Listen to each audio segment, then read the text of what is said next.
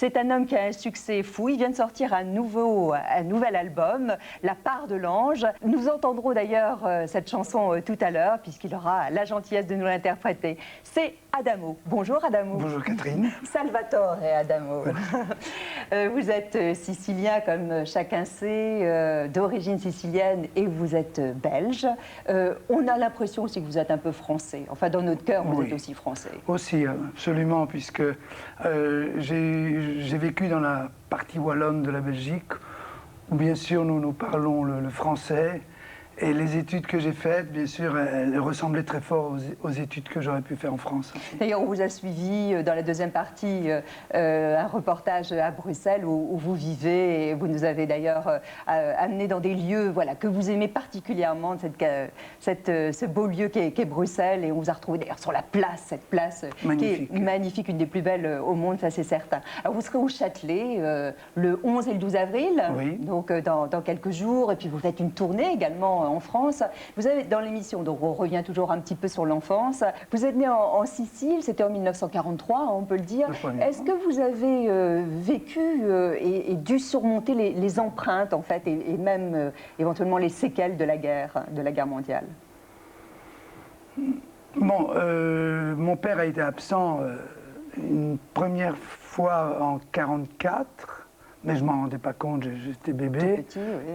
Bon, les séquelles, c'est que la Sicile ne pouvait plus nous nourrir et que mon père a dû émigrer pour aller chercher du boulot en Belgique. Ça, c'était une séquelle de la guerre, on peut le dire. Oui. Mais personnellement, non, je n'ai pas eu de conscience de la guerre. Pendant votre enfance, vous n'avez pas vécu dans le luxe, hein, dans l'opulence, loin de là. Est-ce que vous avez aujourd'hui l'impression d'avoir vécu justement une enfance pleine de privations?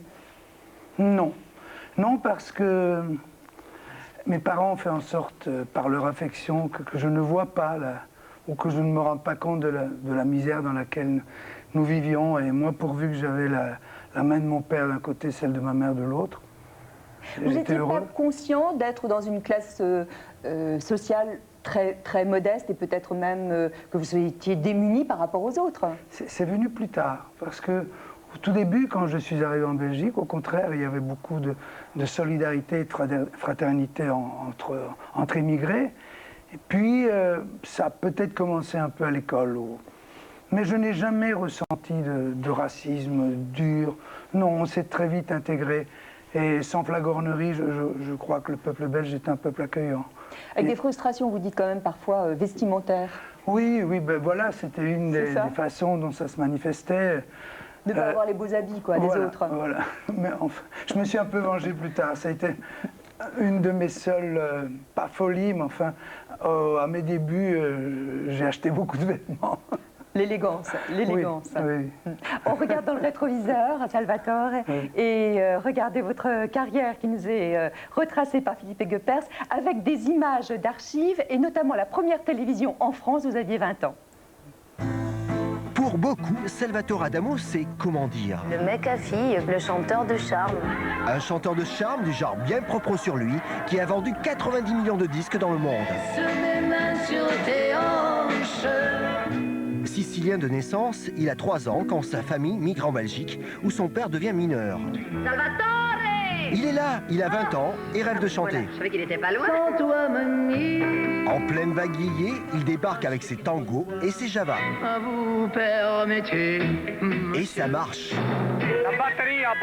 Son père devient son manager et Adamo, une machine à tubes. Avec sa voix cassée, ses airs de premier de la classe, swing, swing, il vend plus de disques en France que les Beatles.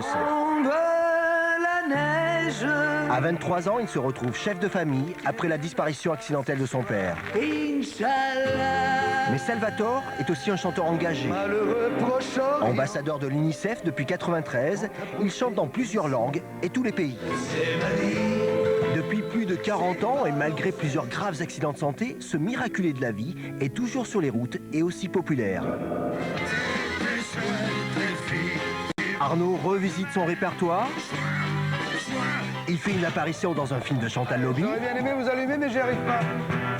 La nouvelle génération réalise son 20e album et chante avec lui. Mais qu'est-ce qu'il a, ce Georges? Et si à 64 ans, Adamo était redevenu tendance? Par la gorge. Vous pensez être tendance? Vous vous en Je ne moquez? l'affirmerai pas. Oui, c'est le cadet de vos soucis, d'être tendance. Enfin, j'ai la chance d'avoir un public fidèle, tendance ou pas. Je les remercie d'être là quand je chante.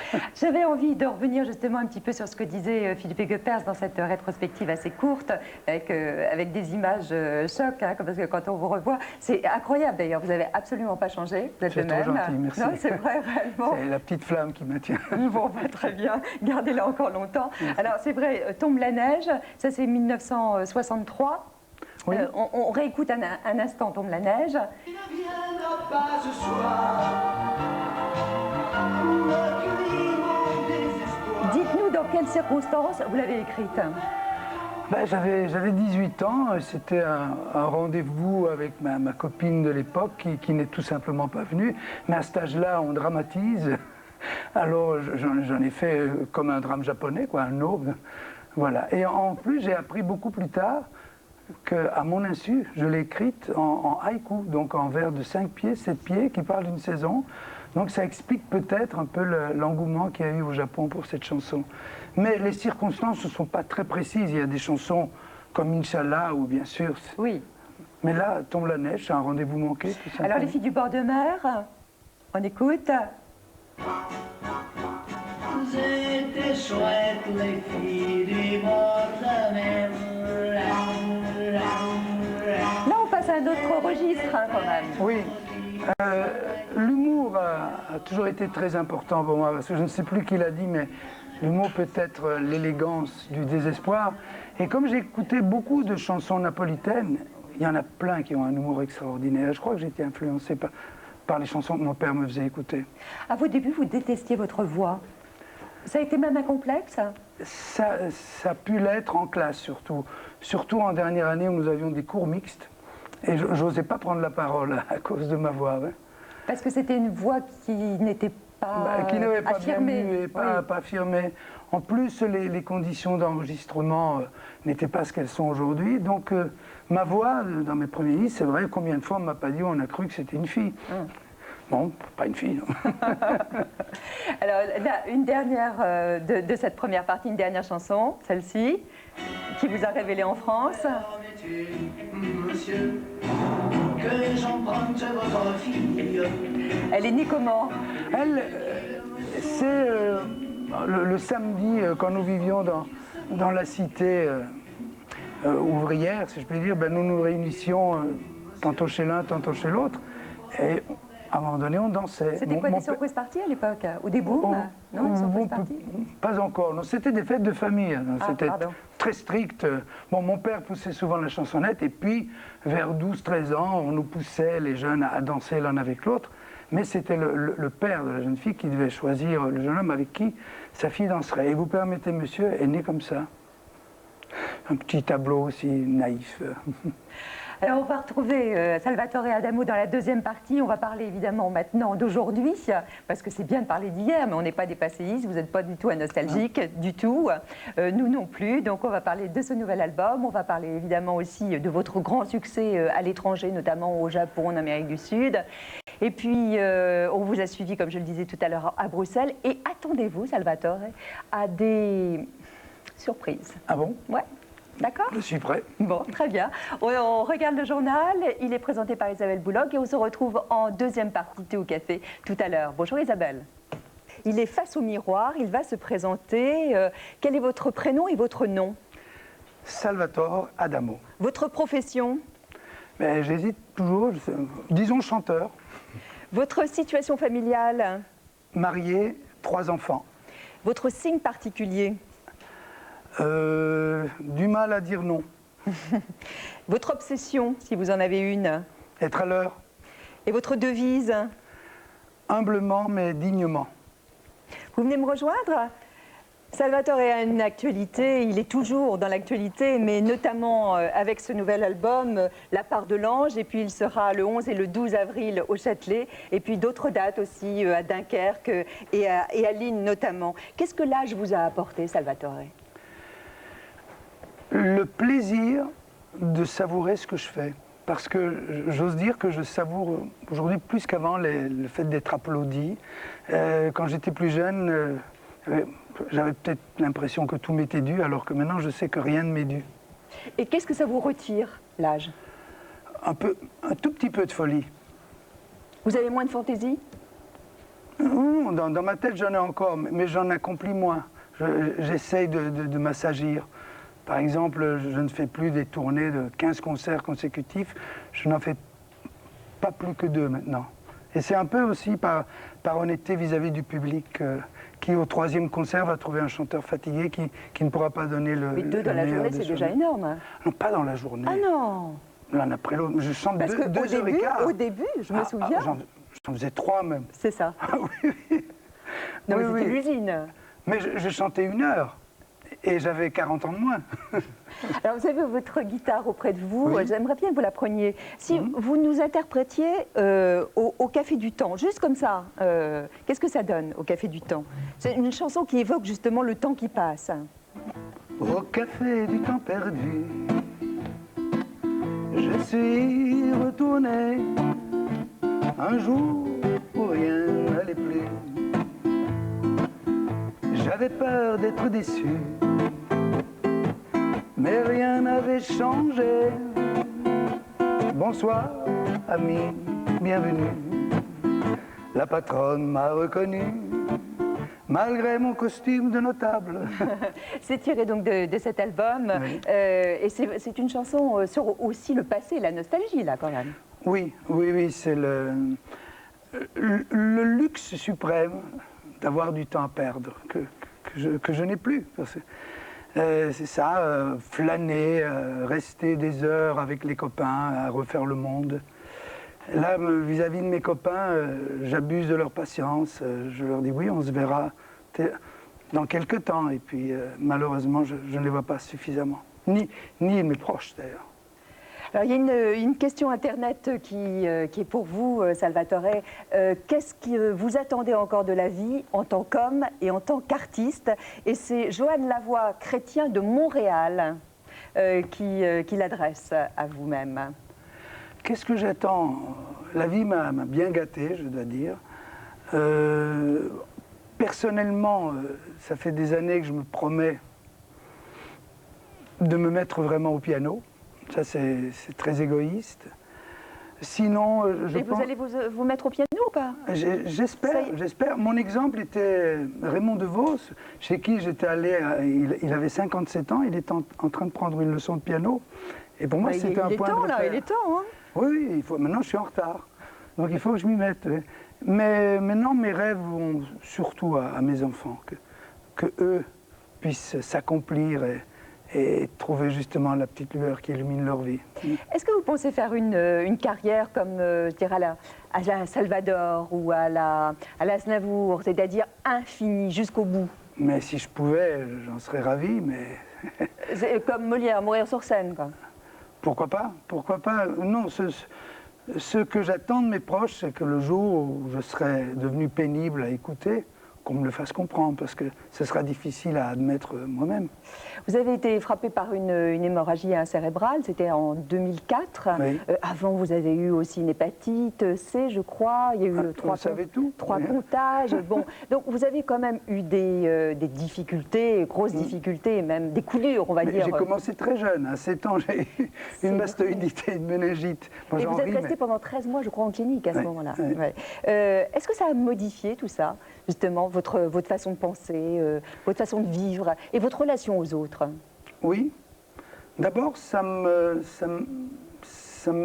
fait faire plus attention aux autres qu'avant. C'est comme à partir du moment où j'ai porté des lunettes, je voyais mieux de loin que de près. Donc, je voyais mieux les autres. Et puis, ça m'a donné une espèce de patience que j'ai sans doute depuis longtemps, mais là, elle se confirme. Et puis, bon, un bonheur d'être en vie, que j'essaye de faire partager avec les autres. Savourer tous les moments, quoi, tous les Absolument. instants. Alors, direction Bruxelles, où vous habitez, Philippe Aiguepers et Mathieu Drejou vous ont accompagné sur les lieux que vous aimez. C'est vous qui les avez choisis. Bruxelles, ma belle, je te rejoins bientôt. Nous sommes dans un des plus beaux endroits du monde. C'est une place où on a l'impression que le temps s'est arrêté. Et depuis 30 ans que je vis à Bruxelles, je ne rate jamais une occasion de venir faire quelques pas ici. Aujourd'hui, il y a des problèmes politiques. Je ne pense pas que Bruxelles puisse être associée uniquement à une des communautés. C'est la ville des Belges, quoi, tout simplement. Bruxelles. Tu pleures encore pour un oiseau blessé. Est-ce que vous avez la nationalité belge? Pas encore. Pas encore parce que j'attends que la loi qui me permettra de devenir belge sans perdre ma nationalité italienne soit votée. Alors, je dis que adhérer à une nationalité par gratitude, je le ferai, parce que je dois tellement à la Belgique. Mais ça ne veut pas dire que je doive tourner le dos à mes origines. Je suis un ténor sicilien qui est venu s'enrhumer dans les brumes du Nord.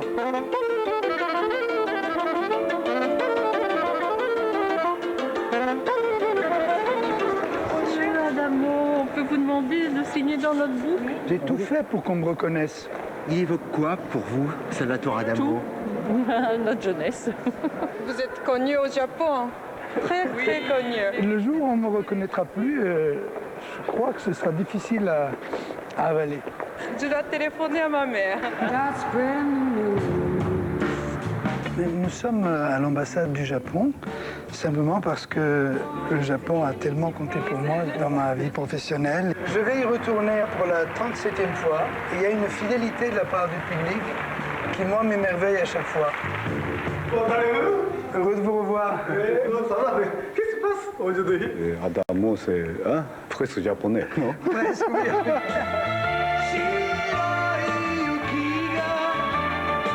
Tori wa asobu, yoru wa fukeru. Je suis en train d'envahir son excellence, là. Il ne s'attendait pas à ce qu'un saltimbanque débarque dans son... la dernière chanson dans mon bureau. J'étais très malade à l'âge de 7 ans et j'ai appris à lire et à écrire grâce à une religieuse, Sœur Marie-Gabrielle, et qui m'a appris à lire et écrire sur les BD. C'était Spirou, c'était Tintin. Et je crois que justement en ce moment on célèbre Spirou au centre de la BD. Attention, vous allez baigner dans la fusée de Tintin. Spirou en flamand c'est Robedose. Il faut tirer plus vite que l'ombre de Lucky Luke. C'est un test de rapidité? De rapidité, à dégainer, ouais. C'est un test belge. Je crois que je l'ai eu là. C'est un monde, que ce soit la chanson ou la BD, où on a encore droit à l'enfance. On a le droit d'être naïf. En fait, je crois que je suis un naïf lucide. Vous jouez le naïf? Je joue le naïf, enfin, je pense. Et on a l'image de vous, d'un chanteur gentil, lisse, fleur bleue. C'est peut-être pour ça aussi. Ça, j'en suis fier, je ne renie pas cette image. On m'a beaucoup roulé, parce que j'étais sans doute naïf, comme on vient de le dire. Mais aujourd'hui, pour me rouler, il faut innover. Il faut innover, il faut trouver de nouvelles façons.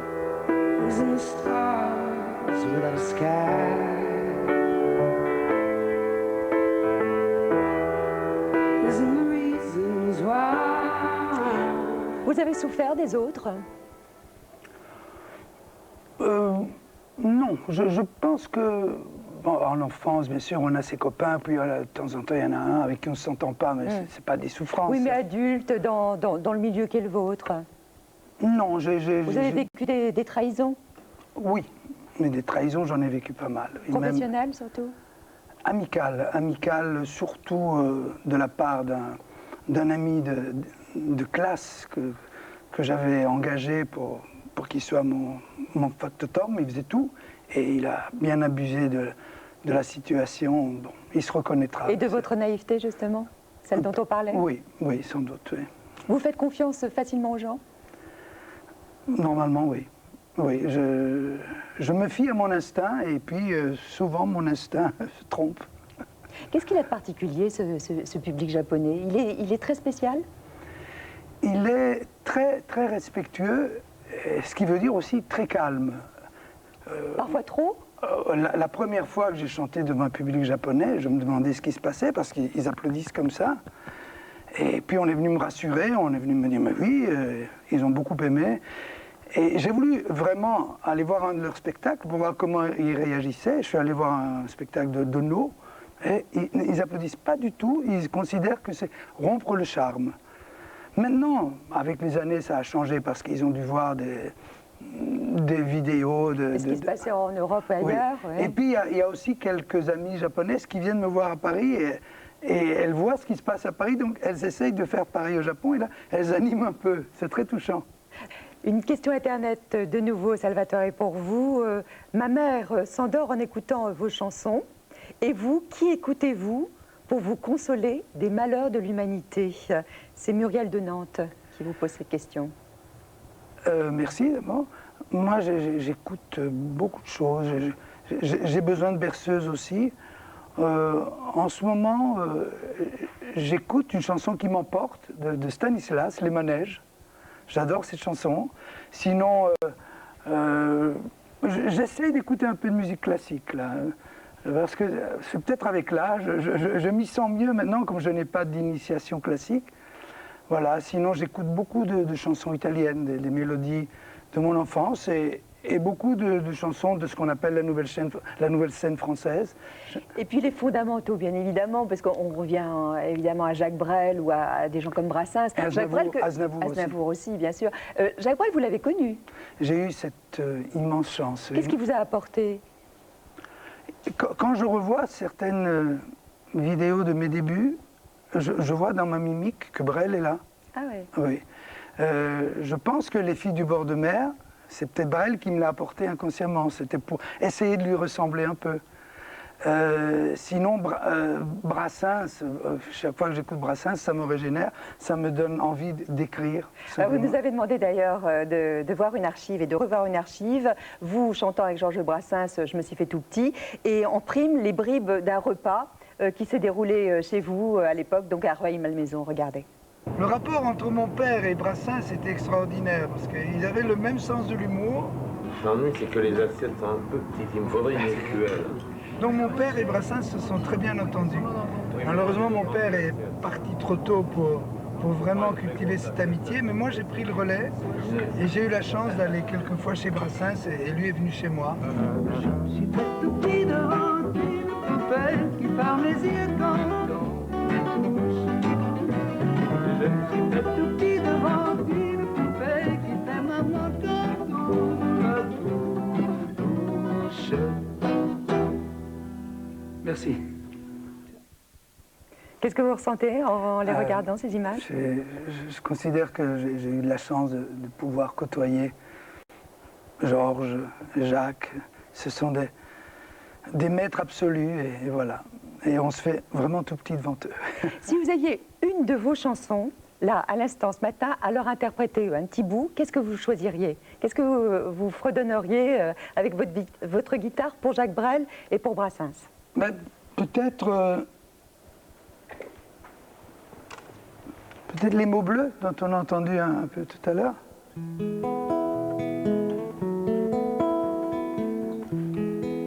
J'entends souvent la douce musique, l'écho lointain d'un bal de quartier, autant des valses et tangos magiques qui nous berçaient l'été retrouvé. C'est la musique du temps qui passe, en noir et blanc, en accéléré, les petits riens que l'oubli menace, calendrier trop vite effeuillé, et je revois mon père, ma mère, jeune et fringant, tout endimanché. Moi je suivais sa robe claire, qui ondoyait comme un blanc voilier. Salvatore, quelle est la chanson, on va dire, engagée, dont vous êtes le plus fier? La plus connue, c'est Inch'Allah. Bien sûr. Mais j'avais fait Manuel aussi. Manuel, c'était contre le régime franquiste. Je l'avais fait pour un ami journaliste qui avait été en prison parce qu'il avait écrit un article contre le régime. Vous vous en souvenez? Je vais voir.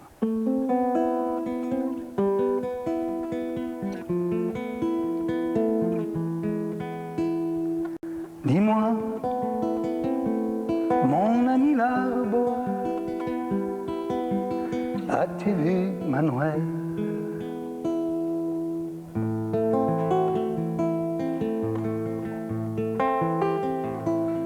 Je l'ai vu l'autre dimanche lâcher des colombes blanches au nez des gendarmes qui le croyaient fou.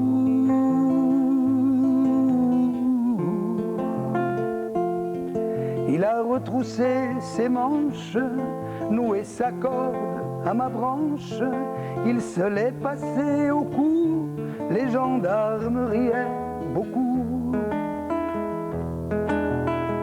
Mais moi, quitte à leur déplaire, moi le chêne centenaire, comme un roseau j'ai ployé pour que ses pieds touchent terre. Tu peux dire à sa compagne que je ne l'ai pas tuée.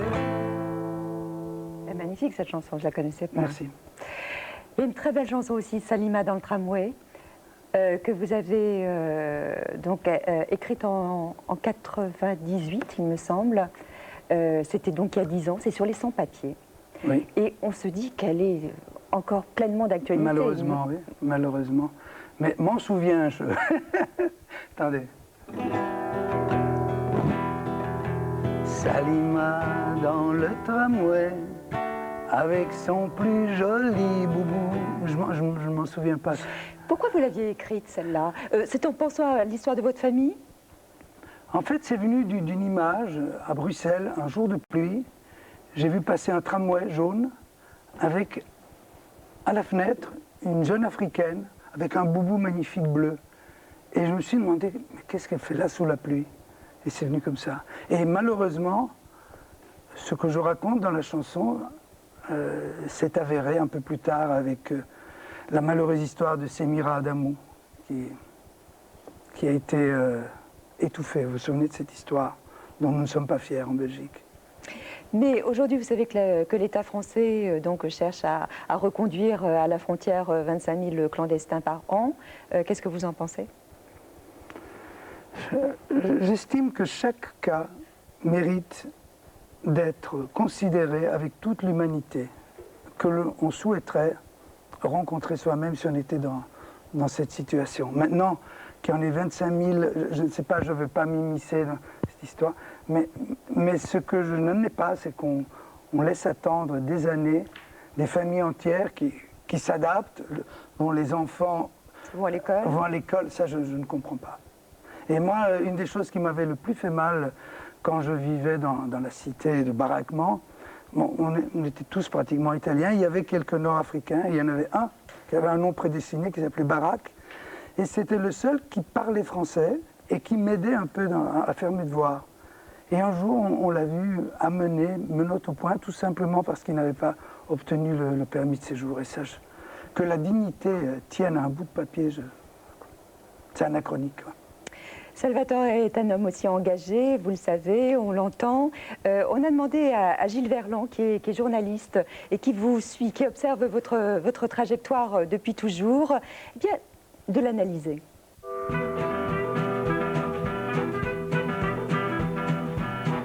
Évidemment, dès qu'on pense à Adamo, dès qu'on parle d'Adamo, on a le sourire parce qu'on pense à ces grandes chansons et qu'elles sont liées généralement à des bons souvenirs. Et on a le sourire aussi parce qu'on pense à sa voix cassée d'éternel adolescent qui n'aurait jamais tout à fait mué. Et puis on sourit parce qu'on pense à des clichés, vous savez, du genre ah ouais, Adamo c'était le chouchou de Salut les copains du temps des yéyés alors qu'il était aux antipodes de Johnny et Sylvie. Ça c'est un cliché. Puis il y en a un autre qui dit ah ouais, Adamo c'est celui qui vend beaucoup de disques au Japon là. C'est généralement le genre de phrase qu'on dit en rigolant comme si on doutait de sa véracité. Et bien pourtant, tout est vrai. Adamo est un chanteur populaire dans le sens noble du terme. Des jolis mots, des jolies mélodies, des sentiments universels. Et c'est grâce à ça qu'il fait carrière depuis 45 ans. Eh bien je vais vous dire, c'est peut-être ça le problème. Parce qu'à force de faire partie du décor, eh bien il se fond dedans. Et j'ai l'impression que Adamo n'a pas le respect, n'a pas la reconnaissance, il n'a pas toute la place qu'il mérite d'occuper dans l'histoire de la chanson populaire. Alors on va me dire, ouais, c'est la faute aux médias. Ben, j'ai l'impression que c'est aussi la faute à Adamo.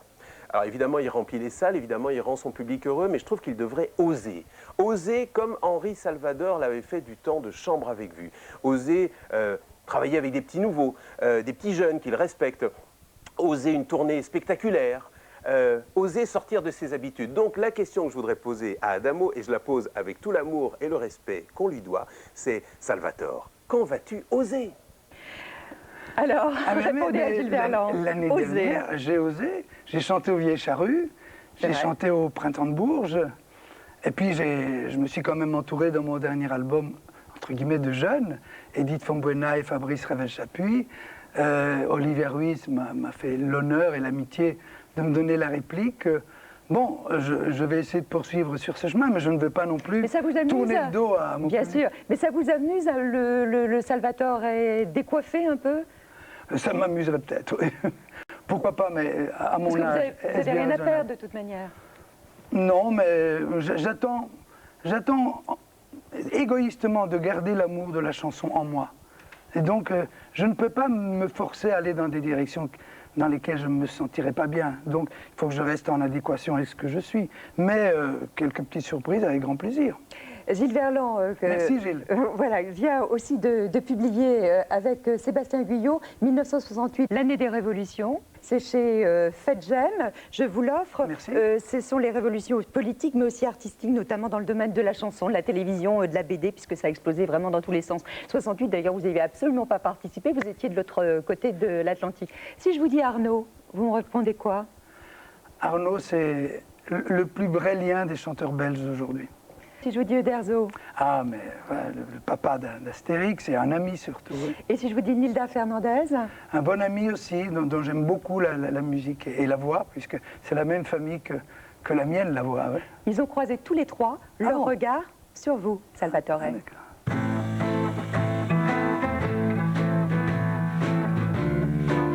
J'aime Adamo. Il représente très bien cette espèce d'attitude aristocratique du peuple sicilien, du peuple du sud de l'Italie. On dit que ce sont des gens qui ont le sang chaud et qui sont assez vifs et ben, lui pas du tout. Il ne va pas se vendre comme ça. Il reste un peu comme en retrait. C'est un personnage qui est très secret. Je crois qu'il est émotif. Il n'est pas grande gueule, il n'est pas m'as-tu vu. Lui, il ne porte pas de lunettes dans la rue avec 3 bodyguards. Il a un bazar, il disait, non Arnaud? Il a un bazar. Il fume pas, il boit pas, mais il a un truc, quoi. Qu'est-ce qui vous rapproche, tous les deux? Notre odeur. On a la même odeur, peut-être. Je n'ai jamais vu Salvatore en colère et disant du mal de quelqu'un. C'est un mec avec une cœur comme ça. Hein. Il ne vit pas pour lui tout seul, parce qu'il donne la magie à beaucoup de gens. Hein. Ces chansons engagées, c'est toujours de l'amour. Inch'Allah, Inch'Allah. Quand il a chanté cette fameuse chanson qui avait trait justement à Israël et à la Palestine, Inch'Allah, Inch'Allah. Il donne son cœur à cette chanson. C'est très, très lyrique, quoi. Et puis ça s'adresse à Dieu comme le flamenco, quoi. Amour perdu, amour, c'est formidable. Il chante devant des milliers de personnes au Japon ou à Moscou. Voilà ce qui me touche chez lui, quoi. C'est la disponibilité au monde et du coup le monde le lui rend bien. C'est un star immense. C'est incroyable. Et en plus, il reste Salvatore. Reste ce que tu es. Tu nous plais tellement comme ça. Ciao, Salvatore. Je t'aime comme un chou à la crème. Je suis très touché. Merci, les amis. Le grand délire d'Arnaud. Et puis Nilda, d'ailleurs, j'en profite pour dire qu'il sera au Théâtre de la Gaîté du 20 au 31 mai. Arnaud, justement, qui s'est bien décelé, je dirais, les fragilités de votre cœur, nous a dit en aparté que vous aviez pas mal souffert de ne pas vous être occupé suffisamment de vos enfants. Oui, c'est le seul regret que je pourrais exprimer. Bon, maintenant, je leur ai parlé, ils me disent qu'ils comprennent. Mais je suis certain qu'à des moments précis, ils en ont souffert. J'aurais dû être là. Ouais. Mais est-ce que c'est aussi parce que vous avez eu la charge de vos frères et sœurs? Vous aviez 23 ans, et en fait, votre fils aîné, Anthony, vous l'avez eu peu de temps après. C'était lourd pour un jeune homme. c'était beaucoup trop lourd de me rendre compte que mes frères et sœurs avaient besoin d'une autorité que je n'étais pas capable. Je devais les guider. Or, j'ai essayé d'engager des précepteurs et tout, mais il y avait un rejet naturel. Non, en fait, c'est vrai que matériellement, j'ai la conscience tranquille, mais c'est affectivement, et voilà. C'est vrai que vous avez connu toutes les galères avec vos frères, vos sœurs, l'alcool, la drogue, les sectes, les tentatives de suicide. Je n'ai jamais parlé de ça, je suis étonné que vous m'en parliez aussi. Il y en a qui sont passés par là, mais je suis un peu embarrassé d'en parler. Est-ce que vous avez été le même père avec vos 3 enfants? J'étais... Le dénominateur commun, c'est que j'étais le père absent. Peut-être plus absent pour ma fille que pour mes 2 fils, mais ça ne se mesure pas, ça. C'était selon les occasions. Ce que je me reproche surtout, c'est qu'à un moment donné, je n'ai pas eu la force. Par exemple, quand on m'invitait 6 semaines au Japon, maintenant, avec le recul, je sais que si j'étais resté 3 semaines, ça aurait suffi. Et j'aurais eu 3 semaines à passer avec les miens. Et je ne l'ai pas fait. À un moment donné, j'ai dû me laisser emporter. Ou emporter par l'ambition. Par le succès et peut-être l'ambition. Et l'égoïsme aussi. Peut-être, oui. Et ça, je m'en veux. Alors, vous aimez, j'imagine, entendre les autres interpréter vos chansons. Oui, j'adore ça, oui. Bon, alors attendez-vous au pire ou au meilleur, je ne sais pas. C'est vous qui allez juger de cela. Vous allez entendre Philippe Gueluc. Tenez. Annie Cordy. Ah oui. Vos musiciens. D'accord. Dominique Ambiel, votre éditeur. Ils s'y sont tous essayés. Ah bon? Alors là, mais sur le côté, le sourire en coin. Et ce serait bien regrettable que notre amour ainsi s'achève. J'avais oublié que les roses sont roses. Tu ne viendras pas ce soir. J'avais oublié que les bleus sont bleus. En allemand, es geht eine Träne auf Reisen. C'est ça, c'est bien ou pas? L'accent, ça va? Vous permettez, monsieur, que j'emprunte votre fille. Et malgré qu'il me sourie, je sens bien qu'il se méfie. Laisse mes mains sur tes hanches, ne fais pas ses yeux furibonds. J'avais oublié tant de belles choses. C'était chouette, les filles. Du bord de mer. Ça. Glunk. Ça. Glink. Tombe la neige et mon cœur s'habille de noir. Inch'Allah.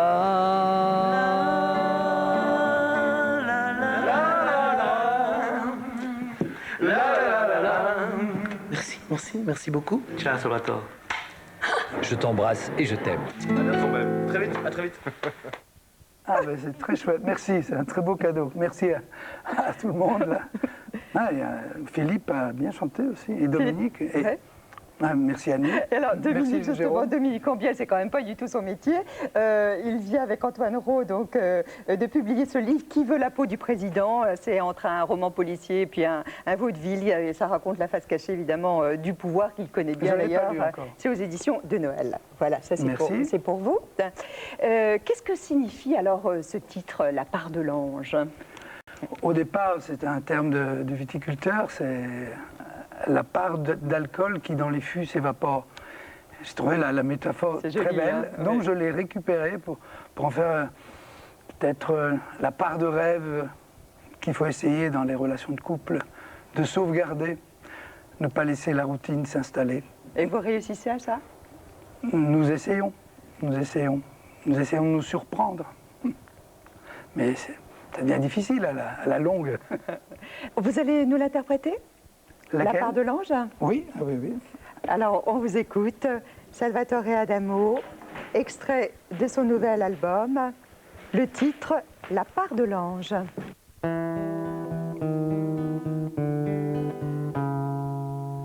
On s'accroche à des souvenirs, des photos devant des jets d'eau. Mais on a beau les embellir à l'horizon. Rien de nouveau, mais c'est déjà bien d'être à deux. Les hérissons ont leur distance, on se regarde au fond des yeux et on se cherche dans le silence pour retrouver la part de l'ange qui s'est perdu au long des jours dans une histoire où se mélangent les déchirures, les mots d'amour pour retrouver la part de l'ange. Ensemble nous nous envolons loin du banal où tout se range et nous rêvons à l'unisson.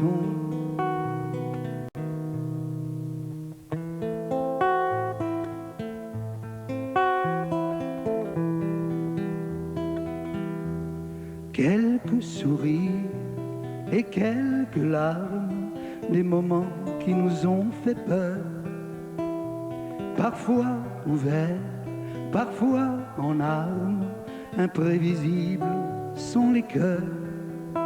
Nous refaisons tous les chemins qui ont dessiné notre vie, entre les ronces et le jasmin. Il suffirait d'un rien, d'un si, pour retrouver la part de l'ange qui s'est perdu au long des jours, revivre l'émotion étrange qu'est le premier frisson d'amour, pour retrouver la part de l'ange. Ensemble nous nous envolons loin du banal où tout se range et nous rêvons à l'unisson.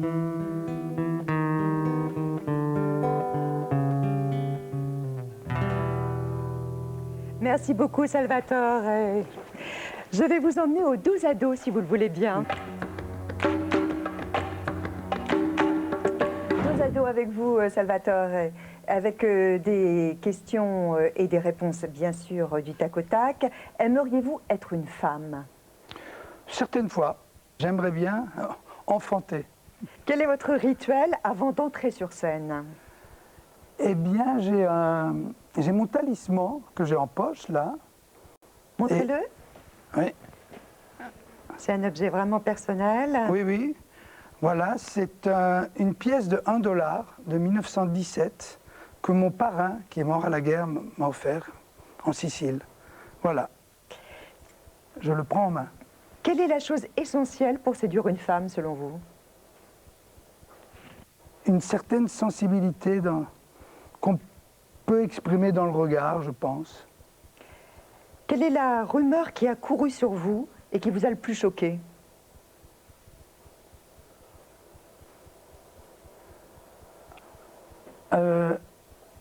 Ben oui, dans les années 60, on m'a appelé pour me dire qu'on avait annoncé que j'étais mort dans un accident de voiture et je devais passer à l'Olympia. C'est M. Cocatrix qui m'avait appelé, en rigolant. Et il n'y a pas longtemps, en Espagne, une dame m'a croisé avec un immense sourire. Elle m'a dit, ah, mais je croyais que vous n'étiez plus de ce monde. Qu'est-ce qui serait le plus dur pour vous, perdre l'ouïe, la vue ou l'usage de la parole?